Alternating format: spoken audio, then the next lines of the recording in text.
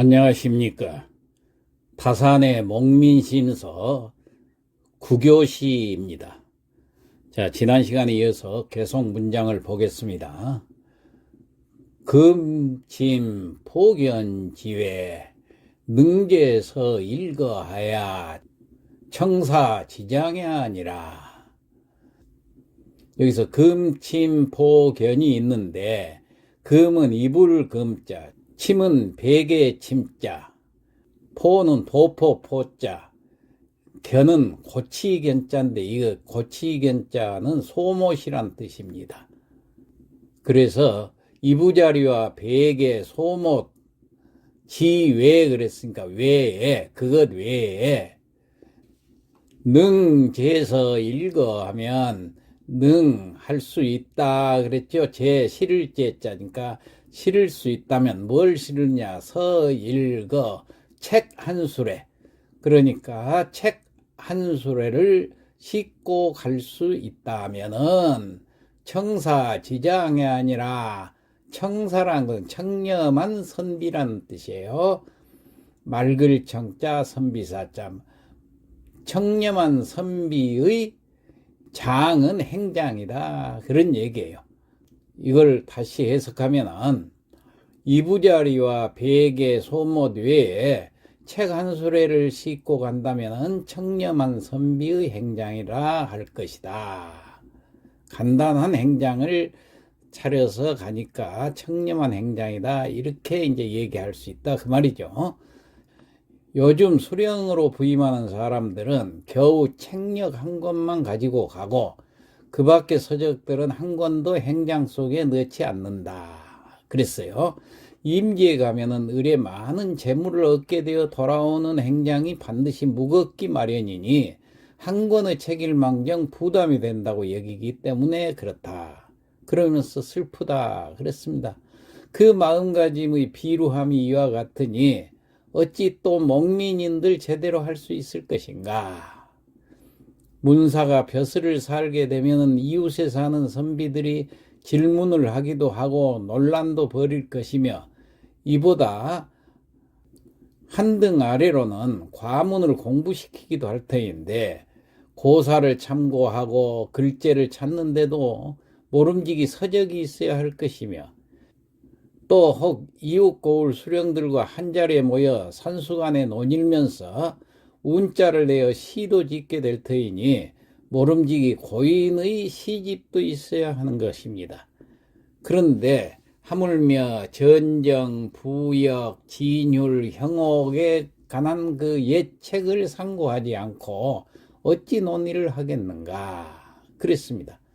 남북 먼 변경의 기후 풍토가 아주 다른데 질병에 걸리기 쉽고 의원은 구하기 힘드니 의서 몇 권을 어찌 가져가지 않을 수 있겠는가.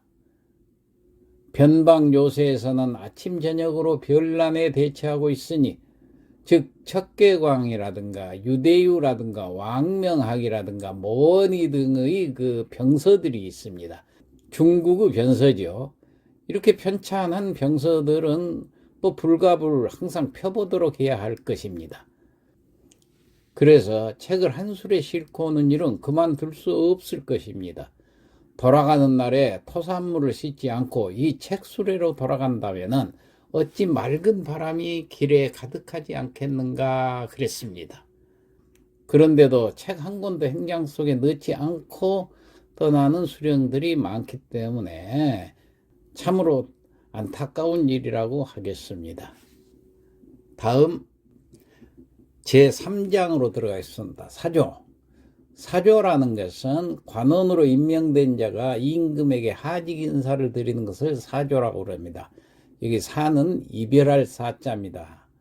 조는 임금을 가리키죠. 그러니까 임금께 하직 인사를 드리는 것을 사조다, 그렇게 얘기합니다. 자, 문장을 보겠습니다. 기서양사에 내 사조야 아니라. 이미 기자 서양사, 서는 서경을 얘기합니다. 기서 양사의 서경일 끝나면은 그 말이에요. 여기서 서경이라는 것은 관원으로 임명된 자에 대해서 양사가 자격을 심사를 해가지고 동의하는 일을 서경이라고 그렇습니다. 여기 양사란 말이 나왔는데 양사는 조선 왕조 때의 사헌부하고 사관원입니다. 지금 같으면 검찰을 얘기를 합니다. 그러니까 거기에 가서 서경을 받아야 돼요. 자격 심사를 받아야 된다는 얘기예요. 그래서 이 양사에서 서경이 끝나고 나면은 내 사조이 아니라 이에 내자 사조가 바로 임금님께 하직 인사를 드린다 그랬습니다. 좀 더 설명을 해보자면은 속대전에는 다음과 같이 규정을 하고 있습니다. 각 도의 도사나, 여기서 도사라는 것은 조선 왕조 때 중앙의 그 충훈부 등과 지방의 각 도에 두었던 종오품직의 직관을 말합니다. 이게 주로 관리의 불법을 규찰하는 임무를 띠고 있는 사람을 도사라고 그렇습니다. 그러니까 각 도의 도사나 수령으로서 처음 임명된 자는 모두 서경을 받아야 하고 일찍이 시종 및 당상관을 역임한 자는 모두 서경을 받지 아니한다 그랬어요. 여기서 시종이라는 것은 홍문관, 사헌부, 사관원, 예문관, 승정원 소속의 모든 관원을 통칭해서 시종이라고 그렇습니다. 이들은 국왕을 가까이 모시고 있기 때문에 이렇게 시종, 모실 시자를 써서 시종이라고 이렇게 칭하고 있습니다. 이들은 서경을 받지 않아도 된다고 그랬어요. 자, 서경은 양사가 관원 2명씩을 내어서 거행을 하는데 양사에서 나온 관원이 한꺼번에 모이지 않더라도 그중 한쪽에서 관원이 다 나오면 먼저 서경을 하게 됩니다. 임명된 후 50일 경과하여도 서경을 완료받지 못한 자는 임금에게 아뢰어가지고 계임을 하게 됩니다. 감찰로 임명된 때에 이미 서경을 받았다면 수령으로 처음 임명된 자도 다시 서경을 받지 아니하게 됩니다. 여기서 감찰이라는 것은 사헌부의 정육품의 직관, 과거, 회계, 출납 등의 공무에 입회하는 사람을 감찰이라고 합니다. 살펴보건대 서경이란 내외의 사조를 갖추어 기록을 해가지고 아울러 처의 사조까지도 살핀다 그랬습니다. 여기서 사조라 할 것 같으면은 부, 조, 증조, 고조까지입니다. 그러니까 아버지, 할아버지, 증조, 할아버지, 고조까지 쭉 살펴보고 즉 그 흠이 있고 없음을 상고함으로써 당자의 허물도 살피게 되는 것입니다. 그래서 그 가부를 결정하는 것인데 임금의 특별한 하교가 있을 경우에만 일사의 서경을 면제할 뿐입니다. 그러나 지금은 이들 규정이 다만 형식일 뿐이라고 다사는 얘기하고 있습니다. 경국대전에 규정하기를 경국대전이라면은 세조 때 편찬해가지고 성종 때 완성 반포한 조선 왕조의 기본 법전, 기본 통치 규범을 수록하고 있는 것입니다. 거기 경국대전에 규정하기를 수령은 사서 일경 대명률 경국대전에 대한 강 대전 통편에 이르기를 3책을 불통한 자는 제외시키고 3차례 응강하지 않은 자도 마찬가지다. 또 이르기를 1책을 불통하고 2차례 응강하지 않은 자와 2책을 불통하고 1차례 응강하지 않은 자도 또한 제외시킨다고 하였다. 이렇게 써 있어요. 그래서 백성을 다스리는 방략에 대한 제수를 시험 보인다고도 했습니다. 자, 살펴보건대 이 법은 수령의 임명을 가장 중히 여겨서 임명하기 전에 청거의 절차를 두었고 임명한 후에는 서경의 절차를 두었으며 이에 또 경서와 법률로서 시험을 해가지고 그 재주와 학식을 관찰한 것입니다. 이제 이 법은 문구와 격식만 갖춰져 있을 뿐 유명무실해져서 용료라고 무식한 자도 다 수령으로 나아가서 거리낌 없이 되었다고 다사는 얘기하고 있습니다. 그러면서 지금은 오직 과거를 경유치 아니한 백도로서 벼슬살이 하게 된 자가 처음 육품으로 올라갈 때만 강이 부과가 된다고 했습니다. 경국대전에 이르기를 해마다 맹춘이라면은 음력 정월을 얘기합니다. 이 맹춘의 문관 3품 이상과 무관 2품 이상인 관원은 각기 수령이나 만호가 될 만한 자를 청거하되, 여기서 만호라는 것은 정사품의 그 지방 무관직을 만호라고 그래요. 이 만호가 될 만한 자를 청거하되 각자 3사람을 넘어서는 안 된다고 했습니다.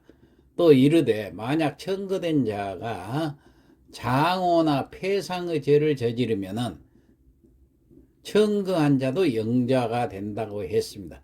여기서 장호와 폐상이라는 것은 무슨 뜻이냐면은, 장호는 관직을 이용을 해가지고 불법의 재물을 취득한 죄를 지은 사람을 장호라고 그러고, 폐상이라는 것은 일륜을 어지럽힌 죄를 폐상이라고 그렇습니다.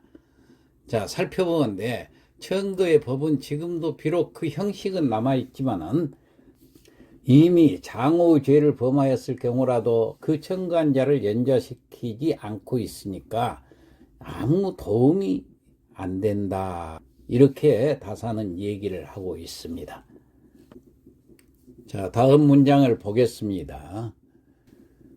역사 공경대간에게 의자인 제기 불치잉이니 봉지후박 불가언야니라.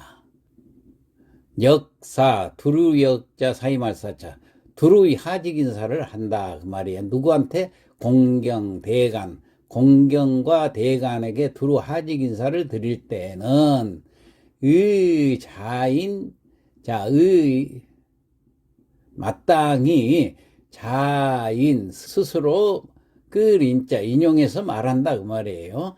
제기 불충이니, 제기의 불칭이니 부적함을 말할 것이며, 그러니까 스스로를 낮춰서 자기가 재주가 없다는 것을 겸손하게 얘기를 할 것이며, 봉지후박 불가언이 아니라 봉은 녹봉을 말합니다.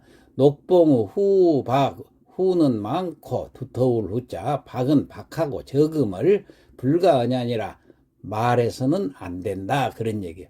다시 한번 해석하면, 공경과 대간에게 두루 하직인사를 드릴 때는 스스로 재주가 없다고 자기의 부족함을 말할 것이고, 녹봉이 많고 적음을 말해서는 안 된다, 그런 얘기입니다. 좀 더 자세히 설명하자면은, 고을의 복록이 비록 갈지라도 10사람 정도는 굶주리지 않고 살아갈 수 있을 것입니다. 그러니까 가는 사람이나 보내는 사람도 마땅히 그 고을의 폐단은 어떤 일이며 백성의 고통이 되는 것은 무엇인가를 논의해야 할 것이고, 복록이 풍부하니 박하니 하고 이야기하는 것은 부끄러워할 만한 것이다, 그런 얘기예요.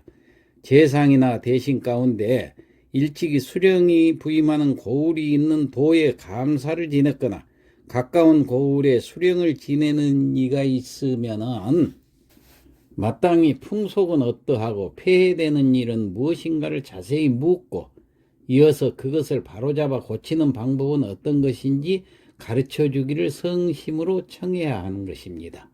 자, 이러한 내용이 바로 이 문장인 것입니다. 오늘은 여기까지 하고 마치도록 하겠습니다.